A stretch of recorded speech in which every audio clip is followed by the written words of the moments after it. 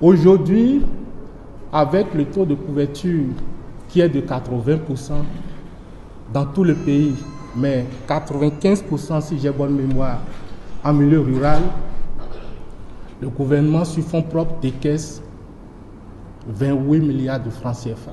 Depuis son élection à la présidence en 2016, Patrice Talon a entrepris des réformes profondes dans le secteur de l'éducation au Bénin, avec un accent particulier sur la nutrition scolaire et l'amélioration des conditions d'apprentissage, contribuant ainsi directement à l'atteinte des objectifs de développement durable, notamment l'ODD 2 et l'ODD 4.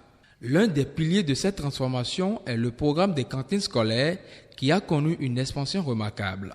En 2019, seulement 51% des écoles disposaient de cantines. Aujourd'hui, en 2024, plus de 80% des écoles primaires publiques, dont 95% situées en milieu rural, offrent un repas chaud quotidien à plus de 1,3 million d'écoliers. Une école, une cantine. Cette initiative est soutenue par une augmentation substantielle des financements alloués. Nous passons en 2017 à 15 milliards et aujourd'hui, avec un taux de couverture globale de 80%, nous sommes à 28 milliards.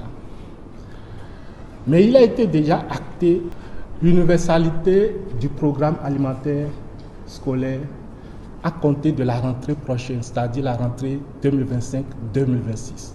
Où, quand vous regardez dans le budget 2025, vous verrez qu'il inscrit 29 milliards 113 millions 432 000 francs CFA pour cette année. Donc, en 2026, on aurait couvert les 100% des écoles publiques de notre pays, où le budget va tutoyer les 35 milliards, mais sur fonds propres. Les impacts positifs de ce programme sont nombreux.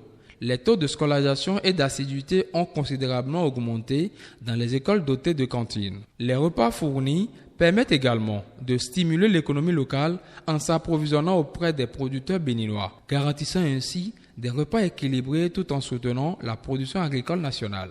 D'autres initiatives éducatives viennent renforcer cette dynamique du gouvernement du président Patrice Talon. Depuis la rentrée 2024-2025, les frais d'écolage sont entièrement pris en charge pour les enfants des classes de maternelle et du primaire, ainsi que pour les filles inscrites dans les séries scientifiques des lycées. Cette mesure vise à réduire les inégalités et à encourager davantage de familles à scolariser leurs enfants. Pour répondre à la demande croissante d'éducation de qualité, le gouvernement a recruté près de 3000 enseignants entre 2021 et 2022, contribuant à réduire le déficit d'effectifs et à améliorer les conditions d'apprentissage dans les écoles. Ces actions témoignent de la volonté du gouvernement de Patrice Talon de faire de l'éducation une priorité nationale en plaçant les élèves au cœur des préoccupations. L'objectif est clair, construire un système éducatif inclusif, performant et durable, capable de garantir un avenir prometteur pour les générations futures.